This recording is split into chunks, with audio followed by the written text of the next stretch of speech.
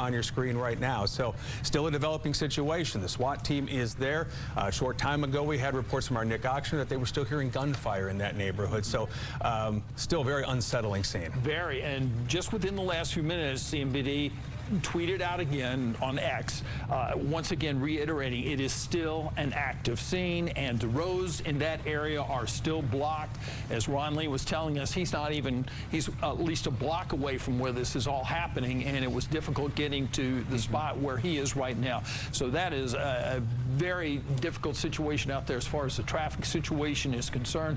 Of course, our main concern is with those officers, the law enforcement officers who have been impacted by this, and their families too. That is the core of our concern right now. But we do want to let you know too that if you're going to be in that area, or you had planned to be in that area anytime soon, numerous roadways are blocked out there. It is very tough to get around there, even as far away as the plaza. Other areas of Charlotte too are seeing backups traffic-wise related to this situation. They're easing somewhat on the interstates now this afternoon, because I-77, where it was blocked there, and 277, the John Belk Freeway there, exit 9, that since has reopened, so traffic is flowing once again back around 277 in both directions. You're still seeing a few residual backups in that area. Of course, we're also going to be heading into rush hour before too terribly long as well, so that's just going to add to the traffic here this afternoon. But no road blockages at the moment, but CMPD again was warning us that that could change, that they could close some of those roads again if need be, that they need to get perhaps some wounded to the hospital just as quickly as possible. Yeah, and I'm seeing part of Providence Road there. It appears that some of it, there's a slowdown there just outside of Uptown there. But Jamie, here we have maybe a neighbor on the phone there, a Tyler Wilson, I believe, who is on the phone with us right now, who lives in that neighborhood there. Tyler, can you hear us? Yeah, I can hear you. Can you hear me? Yes. Can you tell us where you are in relation to where this is happening and what you've heard and seen? Yeah, so there's 3 backyards that all come to an adjacent point. It's one of our backyards that adjoins our backyard. I was sitting here working, and next thing you know, I hear over a cop PA that, come out of the dogs coming, come out of the dogs coming. And after that, it was just chaos. There was shots ringing left and right. We had SWAT and U.S. Marshals set up snipers in our bedrooms. There was an officer got drugged by his arms through our house. I don't know if he was shot or if he injured himself. It's been pretty crazy. There was about 30 minutes where it was a straight shootout. It's been about an hour, and there's only been about 2 shots. So. Are you still in your home right now, Tyler? I heard on one of the detectives' radios that there was 1 suspect dead in the front yard and 1 in the house still shooting. So I don't know how true that is, but apparently there's 2 suspects, 1 dead. Obviously unconfirmed information at this point. Tyler, are you still in your home right now? Yeah, we're still in our home. There hasn't been but like maybe a shot or 2 in the last hour. We are looking at some of this video right now, and I'm not sure if this is video you provided to us. Yeah, that's our video on the news right now. So walk us through this right here. This is sort of looking out your back door into the backyard. This is minutes after it started. You can see the Marshals running there. This was after they used our room as a staging. Are they still in your home right now, Tyler? No, they have pushed the perimeter back. They were too close, I guess, on their perimeter, so they pushed it back a little bit. So walk me through how those officers came to be in your home. This was obviously. I saw them running through our backyard and jumping our fence, so I opened the door and asked if they wanted. They had some officers already back here. I asked them if they wanted to use our house to go in and out.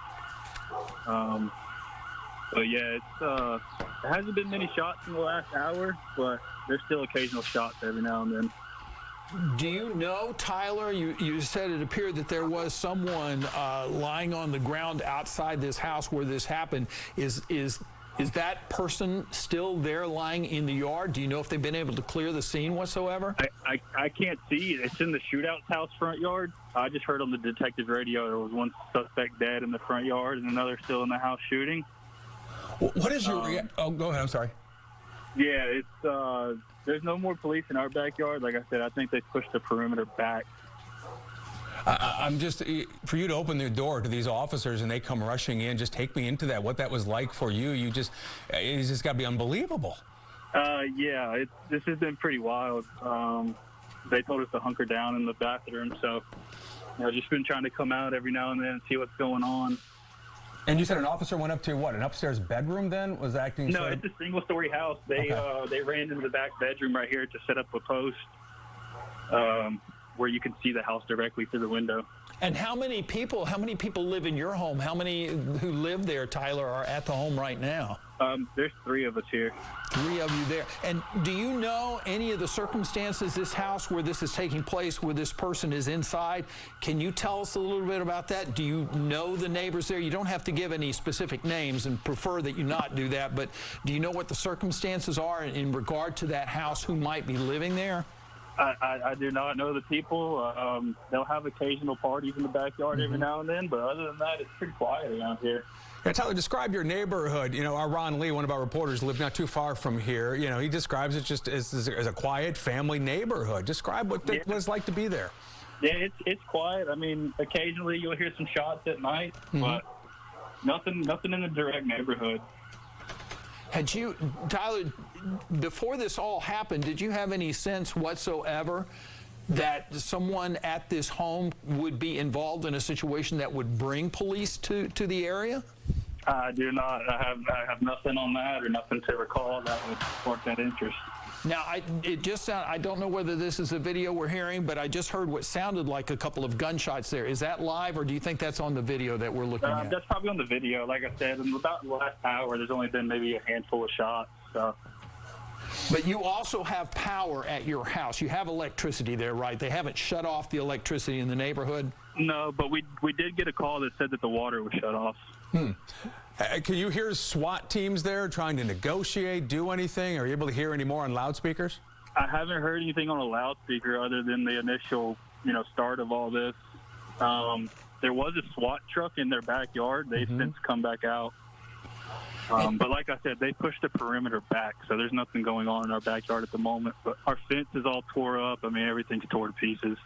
And Tyler, we're hearing that numerous law enforcement personnel were wounded. Have you gotten any sense whatsoever specifically how many law enforcement officers you may have seen that may be wounded? Well, there's a video of one of the officers. They were dragging him by his arms through the house. He didn't look too injured, but I couldn't tell if he was shot or just injured himself, maybe jumping the fence. Do you feel safe? Like, did they offer to get you out of there? Did you want to stay? How did that conversation go? We felt safe with them here. They did not offer to evacuate us, but they did tell us to hunker down in the bathroom. Have they given you any sense whatsoever when you can come outside at all, or are you being told to stay in there until they come back and tell you that it's safe? Yeah, they haven't said much. They're not giving us much information, but most of the things I've heard have just been over the radio while they've been in the house. Tyler Wilson lives right near where all of this has unfolded this afternoon. Tyler, if you can hang on the phone for me for just 1 second, please. We also have a couple of other interviews from a couple other witnesses who are in this area. So I'd like to hear those if we can. And then, Tyler, if you're still with us, see if it kind of lines up with everything that you've heard today. Let's listen to those interviews. It's a lot of emotions going on. You could tell a lot of people scared, a lot of people, it's like I live in this neighborhood for 10 years, never saw this, never thought it can even happen. We heard, like he said, like more than 100 gunshots, like boom, boom, boom, boom, boom, boom, boom, boom, boom, boom. And we were like, hey, you know what? We better take off home because it seems like really, really dangerous. Again, a couple people who live in that community. I don't know, Tyler, if you could hear that or not, I'm not positive, but basically one of the people in the neighborhood saying, hey, family neighborhood, lived here for 10 years, nothing like this thing has happened like we're seeing here today. Another witness saying they heard what they felt like was 100 gunshots go off at the very beginning of all of this. Does that sort of line up with what, you witnessed? Oh, yeah, at least 100 gunshots. Wow. How many police officers or law enforcement officers would you have seen since this incident first started? And, well, let me back up just a little bit, Tyler. About what time was it when these officers came to your house when you first heard these gunshots? This started, I think, a little before 1:30, if I recall. I'll have to go back and timestamp that. But in an eye shot, I've seen at least probably 50 to 75 officers just running through our backyards. Wow. Now, you don't actually live on Galway Drive there. You live on a street right behind that, or exactly which street do you live on? Yep. So like I said, there's 3 backyards that come to an adjacent point, and it's one of the backyards. So once this is all over, I'll be able to walk right back there and see exactly what's happened in the house that it happened at. Can you describe what that house looks like, or what type of house it is? Is it a ranch? Is it a 2-story home? How would you characterize it? It's one of those staple East Charlotte homes where it's got the 2 stories on one side and the little living room on the left side. It's one of those staple East Charlotte houses that you see all over. Yeah, sort of like a split-level house. Yeah, one of those. Do you feel safe right now, Tyler? Yeah, I feel safe. Like I said, I haven't heard many shots within the last hour, so I'm not sure what's going on right now. I don't hear anything over a loudspeaker.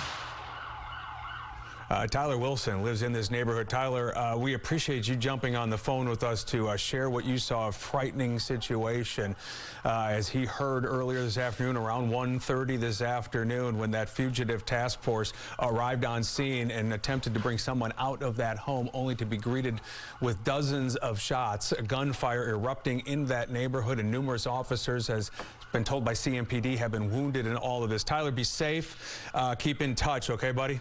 Thank you. Y'all take care. Thank you. Yes, stay safe. And again, if you are just joining us here at 23 minutes before 4 o'clock, just to let you know, around 1:30 this afternoon, a situation there in East Charlotte along Galway Drive that U.S. Marshals Fugitive Task Force, which is comprised of several agencies, was attempting to serve a warrant there in the 5000 block of Galway Drive when shots were fired. Multiple law enforcement officers have been wounded. We don't know what the situation is with the person who started this gunfire and exactly how many. Tyler was saying that he believed there was one suspect, one person who was shot and killed, apparently. That's not been confirmed, though. Right. It's not, we can't say exactly what has happened, but his description of it was that he saw one person lying in the front yard there, or the yard of that home there, and that there was another person who was still inside the home, a 2-level, split-level type of house there in this residential neighborhood, but one person still inside that home who was firing shots. Yeah, and obviously, again, still active situation. SWAT team is on hand. Tyler telling us, though, he hasn't heard very many gunshots of late. So hopefully that is some good news that we can get some resolution to this and put an end to this. And if there are still any wounded in that area, that we can get them the medical care that they need. As we mentioned earlier today, obviously with the roads being all shut down, they were ready to act quickly to get people to the hospitals just as quickly as they can. And that has created a situation throughout the city of Charlotte today with some of the traffic. But certainly East Charlotte is still the place to avoid right now in this neighborhood.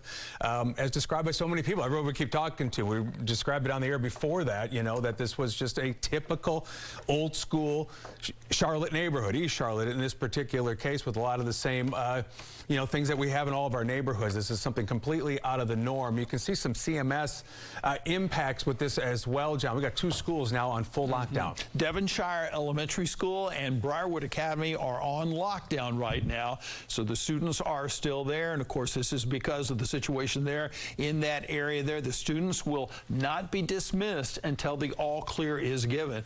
And parents, your children are safe right now. The schools are on lockdown. I know that you probably are interested in perhaps going over to the school early or whatever, but that's going to be a tough situation simply because of the traffic situation around there in that area, and just because they're saying once again that they will not dismiss the students until the all clear is given, and we have not heard that as of yet. But Jamie, as you were saying, Tyler was talking, he hasn't heard any gunfire as of late, apparently. Let's hope that is the trend that continues. Our Nick Oxner is nearby. He's at the staging area where we expect at some point a news conference today. Nick, I know you've been burning up the phones as well, working your sources. Do you have any new information? Yeah, Jamie, the actual new information we have here at the CMPD media staging area is actually a look closer to the scene. We're, again, here at the staging area quite a ways away, so we can't see anything from the parking lot where we are. But photojournalist Allison Fields, that I've been with here all afternoon, photojournalist Kevin Marlowe, we've got the drone up in the sky. Giving us the first real bird's eye view that we've been able to give you of that scene that we were just hearing the neighbor describe for you guys. We know that, of course, this started with the U.S. U.S. Marshal Task Force, Fugitive Task Force, trying to execute a warrant. We know there's now obviously multiple agencies. We've seen Highway Patrol drive-bys with their lights and sirens. We know CMPD's on scene. We know other federal agencies coming to the scene as well. But this is that live picture from our drone up over the scene right now. You see the street just flooded with cars with lights and sirens on there. And again, we're using the drone to give you this look because the media staging area quite a ways away from where everything's playing out, quite a ways away from those houses where you just heard that neighbor on the phone with Jamie and John there. The reason that we're at the staging area so far away is because CMPD tells us this is still an active scene, and an active scene that within the last hour, less than a past hour, has included exchanging gunfire between, we think, suspects and law enforcement. So again, this is what we're looking at, a live picture from our drone right now. This is in, again, that 5,000 block of Galway, just East Charlotte, kind of Plaza Shamrock area, where the media staging area is off the plaza itself here in the parking lot of a Family Dollar. Again, though, we don't have a ton of new updates. The updates we're getting from police are via Twitter or X, and that's because the scene very much active and ongoing. While we're getting this view, while we're hearing from neighbors, we're also now starting to hear from some of our elected officials. We've heard from Congresswoman Alma Adams, who says she's monitoring the situation. We've heard from Governor Roy Cooper, who posted on X that he's also been in touch with law enforcement. Tom Tillis's office also weighing in. Folks saying they're in touch with law enforcement, they're in touch with the mayor's office. So now this is starting to get the attention of state and national leaders as well. We're going to continue monitoring at the scene. Send it back to you guys in the studio. All right, thanks a lot, Nick. And you can see from that drone video right there, Jamie, this is a very, this is an older neighborhood, very mature. You can see all those huge trees in the neighborhood there too. So again, as Tyler Wilson, who lives there, was telling us, normally a very quiet neighborhood. He'd said he didn't really know the neighbors who lived in this home where this is all taking place, but they'd had some parties that he noted were going on. He said he has heard gunfire in the neighborhood at times, but nothing serious. Nothing like this whatsoever. We are getting word that those lockdowns you were just talking about with CMS have been lifted. So presumably those kids, if you're waiting for your child to come home, hopefully they'll be on their way very soon. So again, those have now been lifted. Again, live pictures here on the ground now from the scene right now, where you can see just a row of CMPD cruisers. You see a Charlotte fire truck right there at the forefront of that picture as well. Way in the background, if you look kind of right next to the telephone pole on the left side of your screen, you will see medic is back there as well.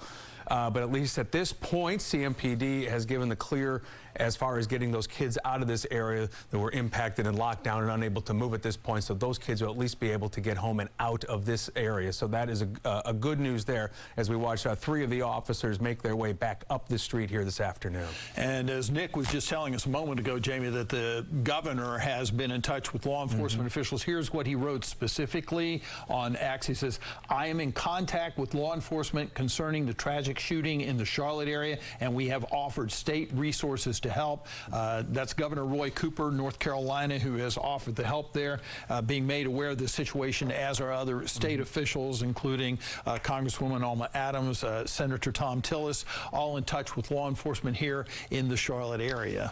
All waiting for more information, right, as to what exactly has happened here this afternoon. We have been mentioning the hospitals and the roads being closed to those hospitals so we could get any of the wounded there just as quickly as possible. WBTV anchor Siobhan Bryan is live at Novant right now. Siobhan, tell us what you're seeing. Jamie, John, it's a hectic scene out here. I want to step out of frame and immediately just show you the scene. This is just part of it.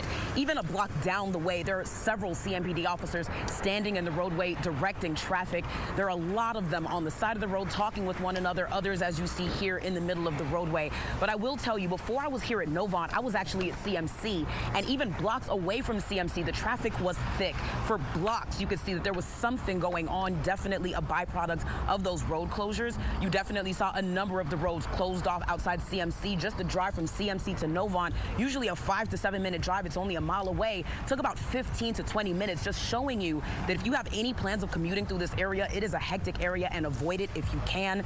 But again, you were talking about elected officials. Nick was talking about elected officials that are starting to weigh in on the situation. Mayor Lyles released a statement just minutes ago, 5 minutes ago, saying, quote, I am deeply saddened by the shooting that occurred involving Charlotte-Mecklenburg police officers and U.S. Marshals. I ask that all Charlotteans. Keep them, the other injured officers, and their families in your thoughts and prayers during this incredibly difficult time. Again, you just heard Chief Investigative Reporter Nick Oxner talking about Senator Tom Tillis, the governor, and several others that are getting word of this and responding to it. But again, for fellow Charlotteans, fellow Charlotte residents in this community, avoid the roadways if you can anywhere near CMC or Novant. Both hospitals are understandably overwhelmed. Another ambulance just whizzed past us just minutes before you guys came and talked to me. So we're telling you that both CMC and Novant, the crews are strained. CMPD is extremely busy. The roads are blocked for several different byproducts. It took a while for me to get here. A lot of side roads had to be taken just to even make it out here. So it's definitely a good time as we get further into the evening commute hours to stay indoors if you can, and to definitely avoid this area if possible. But again, we're continuing to get the very latest information, or I'm going to stay here outside of Novant and see anything that happens outside the ER here. But of course, we'll keep you in touch. But live outside of Novant, I'm Siobhan Bryan, WBTV, on your side, guys. All right, thanks a lot, Siobhan. Some good information there. And you can see a lot of police officers on the scene outside the hospital there, and officers who may not be involved with the situation on Galway Drive or who may not be involved in the traffic there. There will be other officers at the hospitals to show their support for their fellow officers who may have been hurt in this situation. If you're not familiar with that area, Midtown, Elizabeth, Dilworth, I mean, it's snarled traffic a lot of the times anyway. So On you the can, best day. Yeah, exactly. So now you've got all of this just compounding that. So if you have no business being down there, you don't have anything, or something you can put off, just do that and do it another day, because it's not going to be a fun trip down in that area right now. Again, live pictures here from the scene. It is still an active scene. CMPD tweeting on X, or posting on X a short time ago, that the threat is isolated to the area, the 5,000 block of Galway Drive. We ask that residents in the neighborhood continue to shelter in place. Please continue to avoid the area. So they feel like they've got that perimeter, I guess, in close enough now. As we mentioned, the CMS schools that were in that area were able to lift that lockdown and get those kids out of there. So that is some good news here right now. But you can see, again, just the response that we have seen here this afternoon to East Charlotte. This all unfolding around 1:30 this afternoon. So now just a little more than 2 hours ago that all of this began to unfold. And if you were anywhere near the uptown towards East Charlotte, you saw the response. You saw it yourself. You saw the sirens and everyone running towards either the hospitals or to this scene in East Charlotte. And there's the evidence from the live picture that we saw a moment ago. And that's the post that I was just referencing a moment ago, that again, they feel like they have this in that area sort of isolated, but it's active. Stay away from it right now. All right, we have gotten a statement from Charlotte Mayor Vi Lyles, and here's what she says. I am deeply saddened by the shooting that occurred that involved Charlotte-Mecklenburg police officers and U.S. Marshals today. I ask that all Charlotteans keep them, the other injured officers, and their families in your thoughts and prayers during this incredibly difficult time. So that is Charlotte Mayor Vi Lyles posting a statement right now in regard to the situation that's happening out there. We've just heard from Governor Roy Cooper, who says state resources are being made available to Charlotte-Mecklenburg Police and other law enforcement agencies to help in this situation here. We don't know exactly what Tom Tillis has said specifically, but Senator Tom Tillis has also said that he is monitoring the situation, as is Congresswoman Alma Adams, who represents part of Mecklenburg County here. I can read just Senator Tillis's post just a moment ago, where he said, an attack in Charlotte on our brave law enforcement officers who swore an oath to protect and serve us all. Susan and I are praying for everyone's safety. Susan, of course, is the wife of Senator Tom Tillis, responding, as John was just mentioning, to what we have seen here this afternoon. The information is still pretty thin at this point as to the extent of what we're dealing with today, only being described as numerous law enforcement officers shot this afternoon, sometime around 1:30 this afternoon, when the U.S. Marshal Fugitive Task Force was executing an arrest warrant in this East Charlotte neighborhood. We heard from Tyler Wilson. He lives in that neighborhood. We heard from him just a short time ago. He said he heard over the loudspeaker that the task force had arrived and had demanded that those inside come out, or that dogs were going to be called in at that point. Instead, what happened was a round of gunfire. We've had witnesses say they swear it was 100 shots, if not more, that were ringing out in that area. This is some video that Tyler shared with us here. His backyard, sort of adjacent to the backyard where all of this was going on. He described that as officers were coming back and backing up as all this was going on. They even set up in his home for a brief moment while this was happening this afternoon, and a sniper was set up peering out one of his bedroom windows. Those officers, he says, have since left his home. He's still there, but he feels safe as gunshots that were numerous earlier have been fewer and fewer lately. And again, this all began around 1:30 this afternoon. Again, we don't know exactly how many people were in this home on Galway Drive. We believe perhaps 2 people were in there, but it's not been made clear by Charlotte-Mecklenburg Police or what the warrant was that U.S. Marshals were attempting to serve on a person or persons within this home here. I've just pulled up Representative Alma Adams has put on X. She says, I've been made aware of the active shooter incident on Galway Drive in East Charlotte and am in touch with local law enforcement in the mayor's office. I'm praying for the injured officers and their families. Again, as are all of us, praying for those officers and their families too. It's a difficult situation. Every officer who puts on that uniform and that badge knows that each day they go out, something like this could happen. You hope it does not happen, but this is what they face each day when they go to a home or go somewhere to make an arrest, to serve a warrant. It is a very dangerous situation anytime something like this happens. Yeah, there's no such thing as a routine call, and certainly serving an arrest warrant would fall under that it can be very dangerous at times. In fact, when we have seen situations in neighborhoods where either gunfire has happened or we see long standoffs, it is oftentimes in a warrant of some sort that is being served, and that is what happened here this afternoon. Typically, again, when these task forces, they try to be well prepared. They know what they're getting themselves into as best they can with some intelligence going in. But obviously they were greeted by something they did not expect this afternoon, and that was a heavily armed suspect inside this home and was willing to open fire on those officers. That has left several apparently wounded here this afternoon. Our Siobhan Bryan just a short time ago was outside of Novant in the Elizabeth area of Charlotte, where you could see the CMPD officers there were lining the street as well. We know how this is with law enforcement officers. This is a brotherhood. That's that thin blue line that we talk about, and when one of them is down, they are all going to respond, as the community will as well, as we've seen in other communities in our area. And this is the heartbreak. This is the danger of this job. This is what we worry about for our police officers, is they don't know what they're going to face each and every time that they answer some sort of call. Absolutely. Now, we talk with Tyler Wilson, a neighbor whose backyard adjoins that of the home where this is taking place, and he is on the phone with us again here. And Tyler, we appreciate you being with us. We appreciate the video you sent in. Can you tell us what you've been able to see now within just the last few minutes, what the situation appears to be from your vantage point?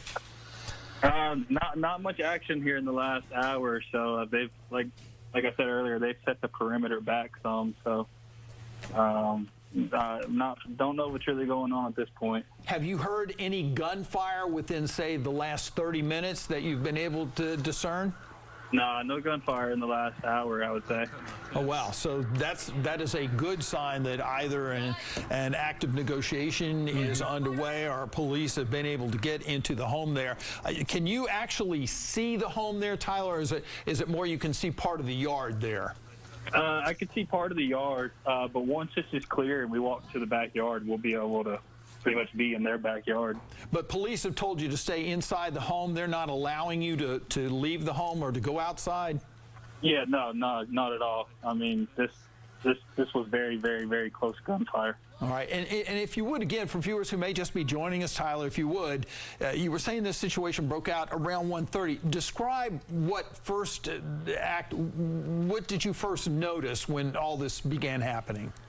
Yeah, so we heard on the loudspeaker, it was something of the nature, come out or the dog's coming, come out or the dog's coming, and there was a loud siren, and then it was just gunfire galore. So you did not know that there was a police presence there in the area until you heard this, right? No, not at all. There's 2 roads that, kind of come to a cross, and if you go just around the corner, the house is right there, but our backyards meet up. And you were just working from home, right? Yeah, I was just working from home. And then what happened as far as the police coming into your home there? How did that evolve there, Tyler? So there was probably 20 or so cops and marshals in our backyard, and I saw more coming with, ARs and full SWAT gear. So I opened the front door and said, "Y'all have plenty of officers back here. Feel free to use the house to go in and out of." Did you see any of the officers actually fire shots into the area there, or was it just gunfire that you heard from across where the home was? I don't think any officers shot from our backyard, but they were all, sliding and army crawling and jumping over trees and hiding behind trees. Mm-hmm. Our fence is tore completely apart. I'm not sure how familiar you are with firearms, but is there any indication that you could tell, is this semi-automatic weapon fire? Is there any way that you could kind of discern that? One of them sounded like a 22. I mean, Okay. It was just, tiny pops. I can distinguish a rifle from a pistol. Could you tell whether they were using any robotic equipment to get closer to the home, or any special gear whatsoever? I did see the SWAT truck in their backyard. Yeah, I'm looking at a building right now that's in that backyard, and I see officers hiding behind it. And I just want to let viewers know, too, you may have heard what sounded like some shots going off. That's from the video that Tyler shot earlier. Those are not shots that are happening right now. That confused me a little bit earlier. Sure. But that is gunshots you're hearing in the video there. Just walk us through the reaction you're having as all of this begins to unfold. Are you grabbing other people in the house? Are you trying to find a safe place? What was going on? Oh, yeah, we all hit the floor and started crawling through the hallway to the backyard. We're watching a video right now that we just took. What is that, a bunch of gunshots? Mm-hmm. Yeah, if you can hear this. I'm in the bathroom, Tyler. That's them yelling at me to get in the bathroom as there was gunshots galore. Could you determine did any of the gunfire hit your home there, Tyler, or could you tell if it hit any nearby homes? Not that I'm aware of at the moment. I haven't been able to go look. You mentioned the fencing in your backyard was tore up a bit. How did that happen? They were going over it, going under it, going through it. The police were to try to get a better perimeter.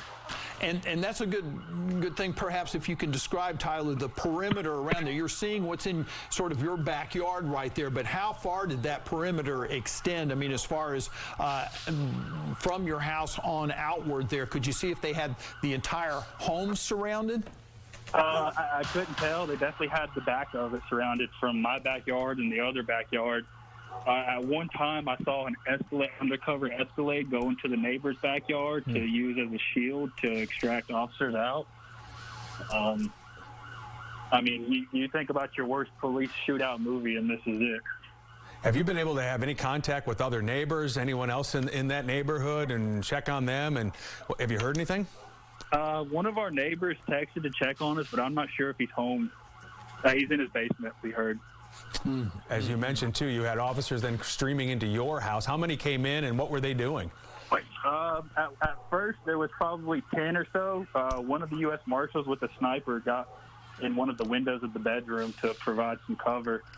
They were just using it to go in and out just to, figure out what was going on.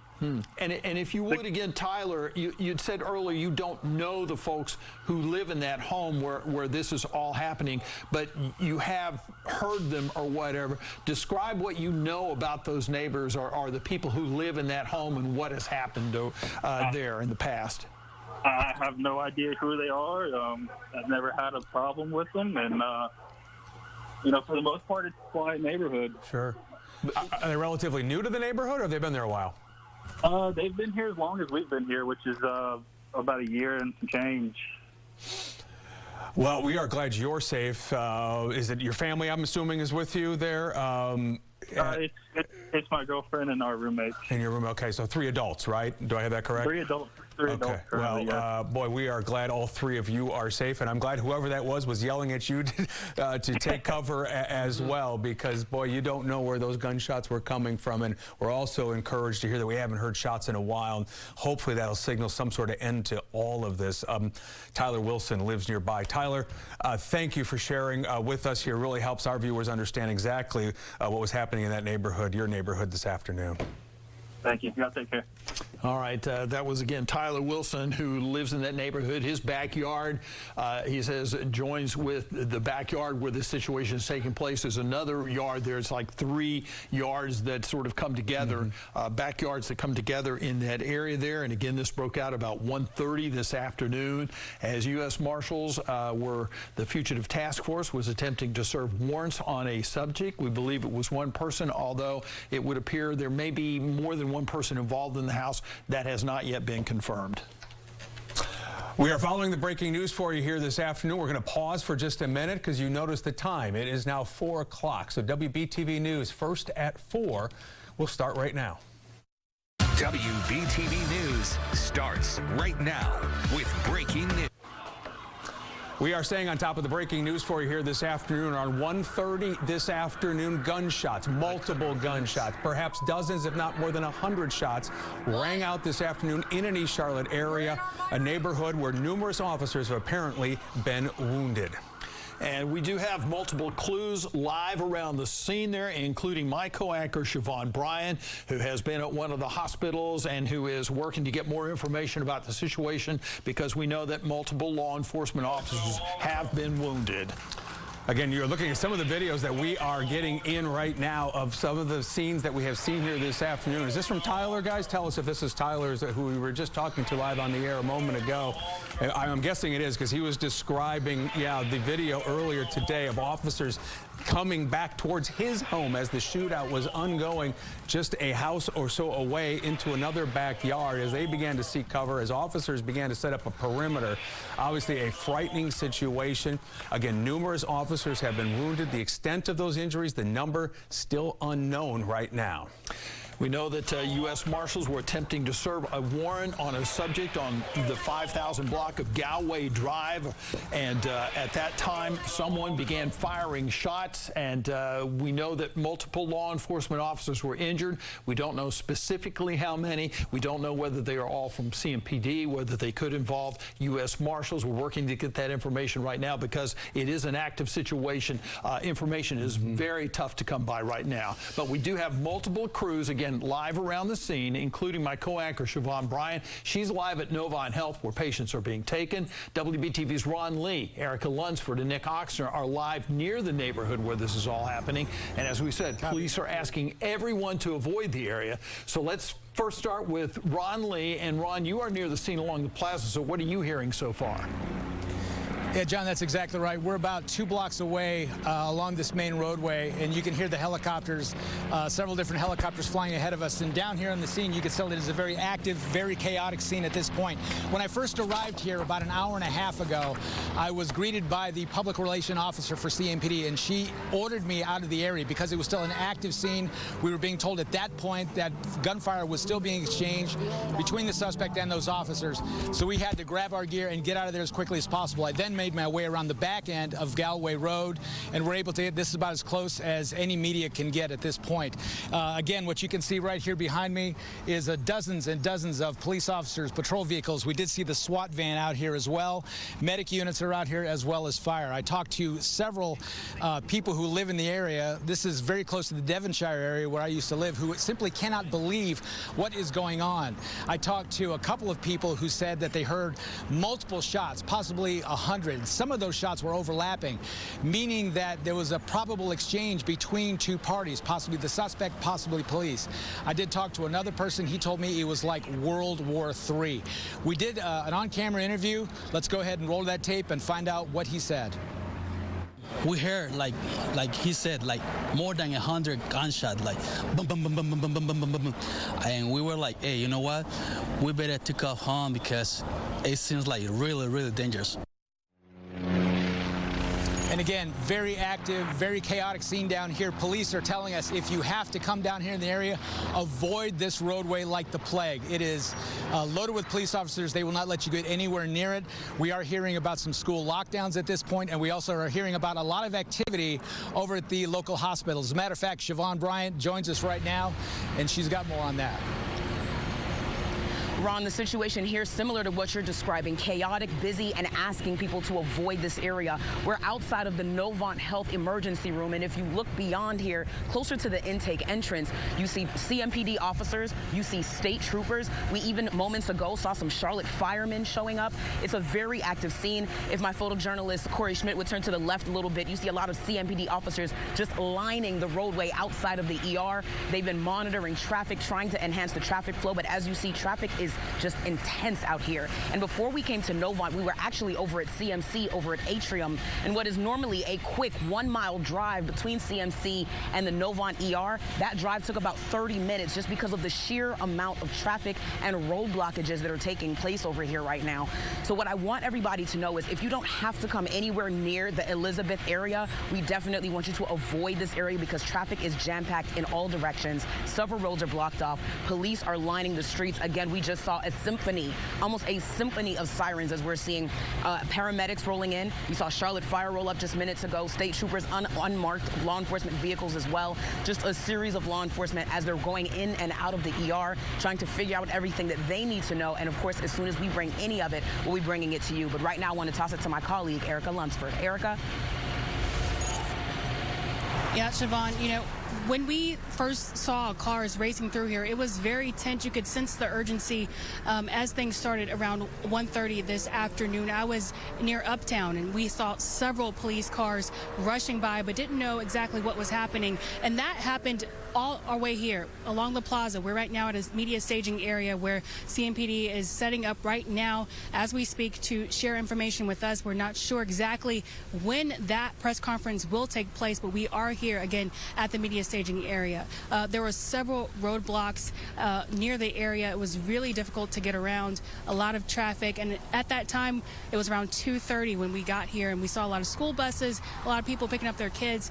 Again, a lot of traffic, but we know that there's still some road closures out there right now. Again, we are waiting for them to start the press conference, and CMS just tweeted just a few moments ago that the lockdown has been lifted for Devonshire Elementary School and Briarwood Academy. So we are seeing, again, some more roads open back up as CMS just said that the lockdown has been lifted. But again, we are about a half a mile away. The GPS says it's about a 5-minute drive from where the scene is taking place, and we will be here all throughout the evening giving you the latest, and we will be sure to share more. I'm going to toss things back to you, Siobhan. Erica, thank you. It's just a busy scene in multiple areas as you're seeing from our team coverage this evening. Just minutes ago, Mayor Vilaus released a statement saying, quote, "I'm deeply saddened by the shooting that occurred that involved Charlotte-Mecklenburg police officers and U.S. Marshals today. I ask that all Charlotteans keep them, the other injured officers, and their families in your thoughts and prayers during this incredibly difficult time." And it is indeed that difficult time. If you look over here to my right, you see a group of police officers there standing on that grassy area. There are even more officers filing in and out of the emergency room as they have been from multiple different agencies for the better part of the last hour. So many of them are still pulling up. We're still hearing sirens. We're still seeing lights as more of them are coming up, parking, whizzing into the parking lot behind me and going into the ER. And the scene is similar over at CMC. The situation is tense everywhere. And as Jamie and John have been sharing with you, this is a situation that no law enforcement official wants to see any other law enforcement official ever go through.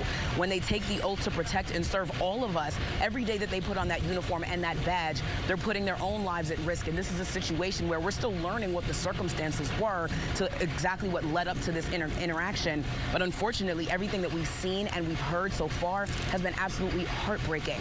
These are people that are committed to just serving our community, who are just getting up to do their day job and instead find themselves directly in the line of fire. And of course, as we learn more on these circumstances, we'll bring it to you. But for now, I want to send it over to my colleague, Chief Investigative Reporter Nick Oxner. Nick? Yeah, Siobhan, we're here at the CMPD staging area. Again, we're not anywhere really near where this active scene is still very much ongoing, but we are starting to see a little bit of activity here at the staging area, some starting to get set up for a briefing. We know that briefing hasn't happened yet, though, because we know the scene is still very much active. CMPD has been giving us updates to the public all afternoon via posts on X, what used to be Twitter, and we know that, you know, as recently as an hour ago, there was still gunfire being exchanged. Now, we had the drone up earlier this afternoon giving us a bird's eye view into the street here on Galway Drive in East Charlotte, about the Plaza Shamrock area, more or less, where the scene has been unfolding all afternoon. And again, we know this all started because U.S. Marshals Fugitive Task Force is trying to execute warrants. We know that there was gunfire exchange. That's when additional units responded from CMPD and other agencies now all afternoon. What we don't know is the total extent of the casualties. We've been working all afternoon, and I've been on the phone with sources all afternoon getting new information, but we don't want to report that information until it's responsible to do so, until we know it's accurate, until the police have had an opportunity to assess the situation and communicate with those that have been impacted and their families. So the drone though showed earlier this afternoon the street filled with law enforcement vehicles with lights flashing. You hear, as I'm talking right now, the helicopters have remained overhead all afternoon. Very much still an active situation. Again, we're here just off the plaza, you know, quite a ways away from the scene. We can't see anything where we're at, but we know police have started making some preparations to give us an update. We're set up for that update to bring you the latest as soon as we get it, though. For now, Siobhan, we'll send it back to you. Nick, thank you. And the thing that I definitely want to continue to point out is that just as recently as 9 minutes ago, CMPD put out on X, formerly Twitter, that this is still an active scene. Of course, we're talking about the 5,000th block of Galway Drive, where Ron Lee was earlier when he just spoke with you. Again, just 9 minutes ago, they're saying it's still an active scene. So we want everybody to take that precaution. If you live anywhere near there, drive anywhere near there, they're asking you to avoid that area. And that situation is similar here outside of this hospital here at Novant and at CMC Atrium, because as you can imagine, the ERs of both of those hospitals are probably overwhelmed right now. There are law enforcement in both of these hospitals lining the streets, closing the roads, trying to keep the traffic flow going. And again, it is 4:11 on Monday afternoon. It's a time when so many people are leaving school, leaving work, running errands in the evening. But if you're going anywhere near the Elizabeth area, anywhere between Novant and Atrium, you're asked to avoid these areas as well as avoid the Galway Drive area in Northeast Charlotte. Again, this is a very active situation. We know what Nick just told you about. They were trying to serve a warrant when something happened, and we're learning more about when they say numerous law enforcement officers were injured. We're trying to learn more details, and of course, once we get that media update where Nick is, we're going to bring that to you instantly. But for now, from live outside of Novant's ER, I want to send it back to John and Jamie. Guys. All right, thanks a lot, Siobhan. We've also gotten word, too, that Charlotte Mayor Vi Lyles is now at Atrium, Maine, and so she has certainly responded to this situation, and she's going to the hospital there to lend her support. We do know that some of the officers, at least one of the officers, has been taken to Atrium, Maine. Whether they've, what the number is taken to other hospitals, we are not exactly sure right now. We know that apparently at Novant, because Siobhan is there and has seen officers on the scene. Our Caroline Hicks earlier this afternoon, in fact, we happened to be near Atrium, Maine, when all this sort of happened, and she noticed immediately all the roads were being closed down. We referenced that earlier this afternoon about the response we were seeing around the city, and that CMPD officers were sort of swarming, sort of clearing the path to the hospital so they could get there just as quickly as possible with any of the wounded. You saw the response there behind Siobhan there at Novant. Similar scene that is going on certainly at Atrium as well, and as John just pointed out, that the mayor is there right now as well. Certainly gives us an idea, you know, of the gravity of the situation that we are dealing with here this afternoon. I wish we could tell you how many were injured and what the extent of those injuries were. We just don't have that information. And again, as Nick was pointing out as well, he is at a staging area where they told the media will have a news conference at some point this today. It could be this evening at this point. But John, with an active situation, you still got the SWAT team in place doing its work. There's nothing to update until they can bring a resolution to this. The good news right now, I guess we could say, is that we've been talking to Tyler Wilson, who is a neighbor whose backyard adjoins the backyard of the home where this situation is taking place, and he says within the last hour he has not heard any gunfire, and this coming after he said he heard what appeared to be hundreds of rounds of gunfire around 1:30 when this incident first started taking place. I say lots of reaction is coming in certainly about what is unfolding here in the city of Charlotte today. We're getting statements from our state and local lawmakers as well. North Carolina Governor Roy Cooper releasing a statement on X earlier this afternoon, and I can just read it for you. It says, I am in contact with law enforcement concerning the tragic shooting in the Charlotte area, and we have offered state resources to help. And Charlotte Mayor Vi Lyles also releasing this statement. I am deeply saddened by the shooting that occurred that involved Charlotte-Mecklenburg police officers. And and U.S. Marshals today. I ask that all Charlotteans keep them, the other injured officers, and their families in your thoughts and prayers during this incredibly difficult time. It is a difficult time in our community. And joining us here at the desk, if we can turn Carl De La Guerra's microphone on. He's, of course, a security analyst here for WBTV. You got a two-shot of John and I. Just to my left is Carl, and if we can get that shot up, we'll bring Carl into the conversation as well. Carl, we got one of these fugitive task forces that are responding to this, U.S. Marshal. We're working to get you on camera here as well, but you can continue to talk. Walk us through what happens in those situations. What are the protocols as they approach a scene like this? So a fugitive task force is generally made up of a multi-jurisdictional team, officers from several agencies. Now, when they go out to make an apprehension, these are very planned, coordinated events. They play a what-if game, if you will, to make sure that everything is planned out in case something goes wrong. This is a very dangerous business, and this is a very clear indication of what can happen. Is there intelligence ahead of time where they maybe are presuming there's weapons in that house and they have to prepare for that? There's a big intel run-up that is done before these events, so they try to get as much information as possible, thoroughly briefed on what's going on and prepared for whatever might happen. And Carl, a lot of people might ask, well, wait a minute, I thought the sheriff's office, the deputies served warrants. I thought police served warrants. Why would U.S. Marshals be here serving these warrants as opposed to Charlotte-Mecklenburg Police or sheriff's deputies? Well, you're partially correct there. Police serve warrants, sheriff's office serve warrants, a variety of other agencies out there serve warrants. The Fugitive Task Force of the U.S. Marshal Service, however, specializes in going after the extremely dangerous fugitives. This is what they train to do. This is their job. None other. So knowing this is a dangerous situation, Carl, do you believe these officers, I know that Charlotte-Mecklenburg police officers are required to wear the vest to protect themselves. Would they have been wearing more protective gear than usual in a situation like this, do you think? They would have a standard operating procedure of protective gear, protective equipment to be wearing during this. It all depends on what they anticipated to be occurring, what their intelligence told them they might be expecting as to how they were going to be geared up. Walk us through a little bit what we know has happened here so far today. Tyler Wilson is a neighbor who lives right behind where all of this unfolded. He said he's just at home working in the middle of the afternoon like so many people do nowadays.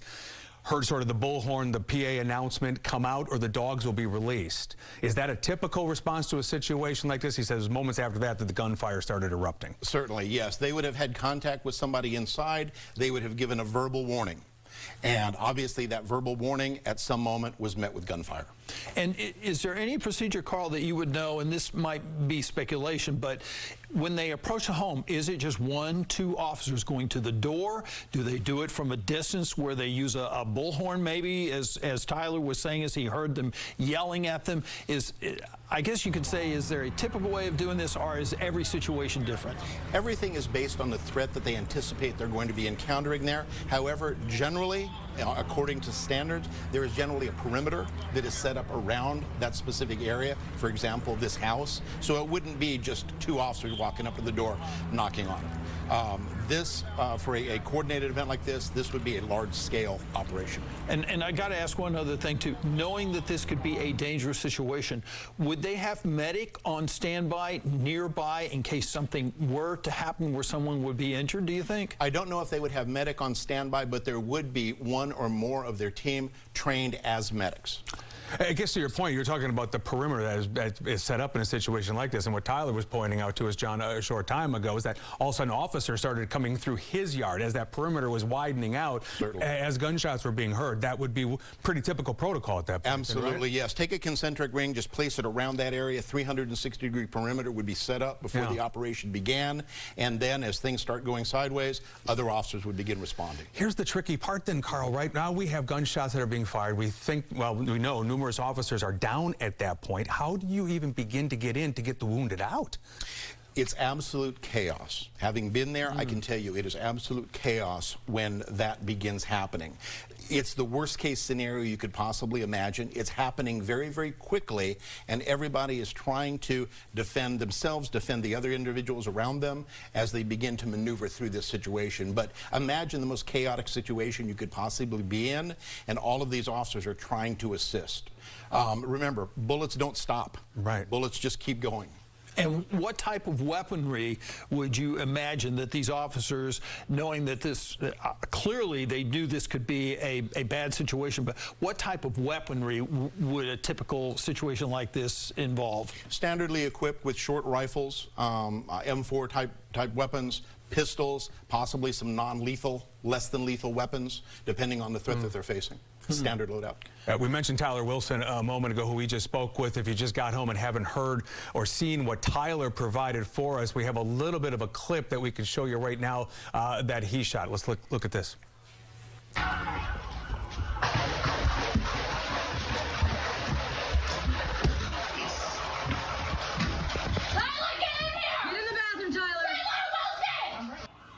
Three adults were in that house. You heard just sort of a hail of gunfire going off. The woman in the house yelling for Tyler, who we were talking to a short time ago, to get into the bathroom, into an interior room inside that house, almost like you would during severe weather, right? You want to put as many walls as you can, obviously, between that and any gunfire that may be coming in. But you just heard an intense gunfire going off all at once.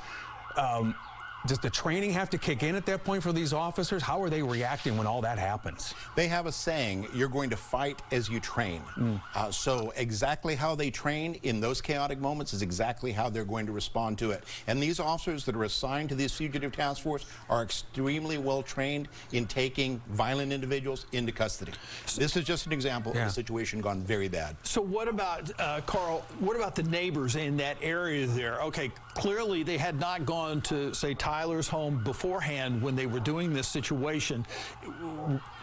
What do they do in regard to the neighbors and making sure everyone around them is safe when they come upon a situation like this? I am speculating here, but if the situation is incredibly dangerous, they're going to build a larger perimeter out. If intelligence was telling them something like this might happen, I guarantee you those homes would have been evacuated out to a much larger perimeter and set up. Considering that it was relatively close, the occupied homes were relatively close, they might have just been anticipating that this was going to be a standard takedown.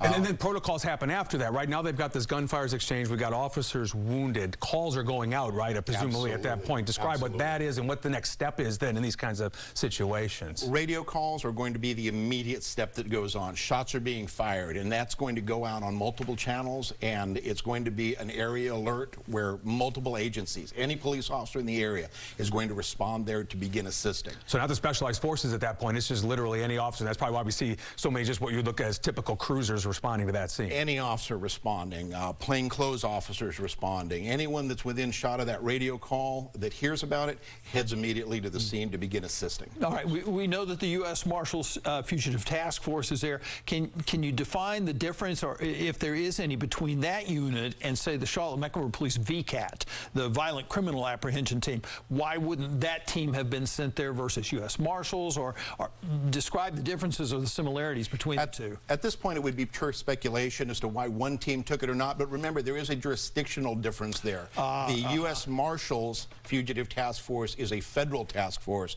as opposed to CMPD VCAT, which is a city unit. So in other words, since U.S. Marshals were involved in this might be a federal type of crime that this warrant had been issued around. That's correct. All right, so, and then they know that it could possibly turn into a violent situation, though, and they come prepared for that based on their intelligence. That's correct. That's exactly right. I couldn't have described it better myself. Correct. One thing we saw with this as well, Carl, is we knew, again, officers were wounded at this point, and they wanted to somehow get them just as fast as they could to hospitals. We saw road closures around the area so they could sort of just, clear the path, right?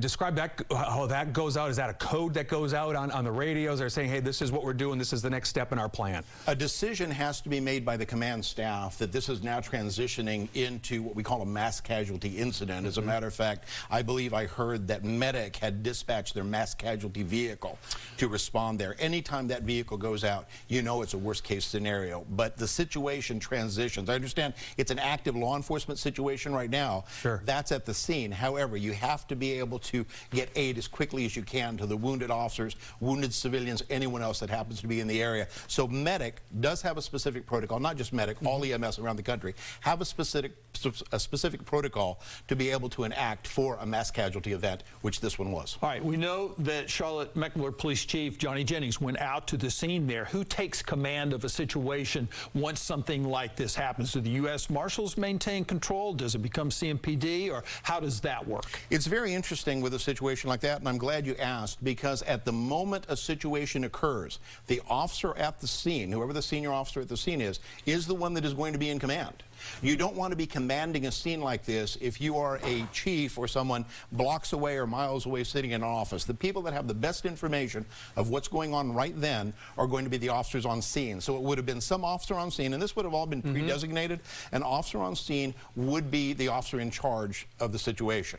Once we have responding units get there, senior officers get there, they get a handle on it, then command is going to be transitioned off to senior authorities. Radio communications, all those sorts of things. You don't want to have cross signals, right? This is very important. This is where what we call radio discipline truly comes into play, because you can imagine if every officer were to get on his radio and start calling, it becomes absolute chaos. That's why these things have to be very, very disciplined. Kind of like I can describe if we've heard pilots on aircrafts call in emergencies. Sure. There's no stress in their voice, they're calm, they're collected. That's how these officers are trained. How do they all train? Because you have, like you say, multiple jurisdictions involved in these kinds of task forces. Are they gathering at certain times, you know, obviously to go through all of these things? Because you have to trust the person you're working alongside, right, in a situation like this. That's correct. That's why they have designated task forces. So there's going to be designated officers from multiple jurisdictions assigned to that unit, and then that unit is going to train together.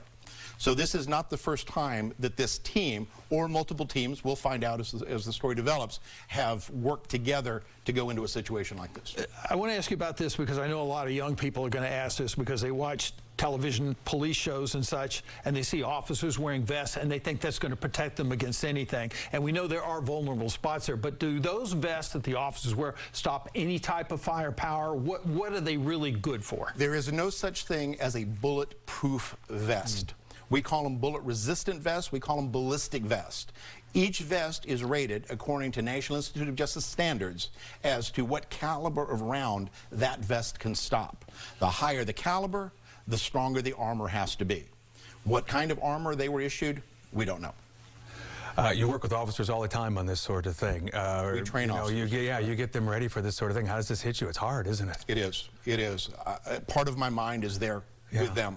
Part of my mind is there in the hospital with them. So what do we need to do now? What does the public need to do now in regard to this situation, knowing that these officers have been wounded, knowing the situation still continues, although we haven't heard any gunfire? What do we need to do? Let's start at the scene itself. Citizens around the scene need to follow the instructions of the police officers. Whatever instructions the police officers are giving right now at the scene, those need to be followed. If they're being told shelter in place, remain in your home, that's what they need to do. If they're being told we recommend you evacuate, they need to do whatever the police are saying at the scene. Onlookers in the area, if they're not involved in this situation, please stay away from the area. Let emergency response teams do what they need to do. Police, fire, EMS. This is a big multi-jurisdictional event that's going on. And then the general public, please don't spread rumors. Listen to the facts. That's a great point. We were talking about that earlier. You're going to see lots of things on social media. Let's just pause for a moment and wait till we get official information about any of this right now. These are families involved who are waiting to hear about their loved ones as well, who just went to work today. So we want to keep that in mind as well. Carl, hang tight here for just a second. But John, we're coming up now on almost 4:30, about 3 hours into this. And for those just coming home, probably makes sense to sort of reset where we are right now. Exactly. Around 1:30 this afternoon, U.S. Marshals Fugitive Task Force was attempting to serve a warrant on a subject along Galway Drive, the 5000 block in East Charlotte. Gunfire broke out. Several officers were wounded and shot. They've been taken to hospitals. There was a lockdown of a couple of schools in that area there as well. Folks were being told to stay inside their homes. The situation continues right now. We do not have specifics on how many officers, how many law enforcement personnel were wounded during this situation, except that we know multiple officers, multiple law enforcement personnel were wounded. We don't know how critical or how serious these wounds may be. They were taken to multiple hospitals, including what appears to be Atrium, Maine, Novant Health, possibly University City Atrium Hospital. Right now, there's still a lot of information out there that we do not have. Kelsey, our producer, I'm just asking you, are these live pictures we're looking at right here? I'm assuming they are. Those are live pictures that you're seeing right now. They're from the scene. I wanted to be clear on that if this was videotape or live, but you can see obviously obviously still a very active scene. CMPD has told us now that they do have this isolated to that block there on Galway Drive right now. That perimeter has now come back down a little bit. As Carl was alluding to, it widened out when the gunfire was erupting, and we were hearing it quite frequently. We heard from Tyler a short time ago that he had not heard gunfire for probably up close to an hour, and that was last time we spoke with him. So he lives right there in that area, but obviously still an active scene.